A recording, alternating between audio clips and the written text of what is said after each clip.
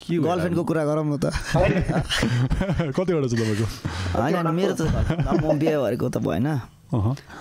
आफ्नो चाहिँ के छ खासै छुट्नुको कारण के हो मलाई उल्टा कस्तो पाउँछ त अनि मेरो पडकास्ट कहिले काहीँ चाहिँ मैले पनि सोध्न पाएँ नि त होइन अब तपाईँको नि त कतिवटा गर्लफ्रेन्ड थियो होला नि त मैले सोधिरहेको छु कि तपाईँलाई होइन कसरी छुट्यो आई मिन अन्डरस्ट्यान्डिङ भएन नभएर छुट्यो कि तपाईँले माया कम दिनुभयो कि तपाईँ धेरै बिजी भएर त्यस्तो त काममा लागिराख्ने मान्छे हो एकदम कस्तो भन्ने त्यसो भए त लभसप गर्नु भएन कि सिधै बिहा गर्नु पर्यो त्यो पनि छ तर एकछिन यो कुरा यतिकै नजाओस् अलिकति क्लियर बनाइदिन्छु कि मान्छेहरू उमेर अब हुन्छ नि कलेज तपाईँको कसैको स्कुलको गर्लफ्रेन्ड होला विचार अलिकति फरक हुँदै गइसकेपछि सहमतिमा ओके आफ्नो बाटो भन्ने कुरा लाग्ने ठुलो कुरा होइन अनि मलाई अहिलेसम्म पनि मैले जे पोस्ट गरे पनि उहाँलाई गाली गर्दै आउँछ र म जहिले पनि भन्छु प्लिज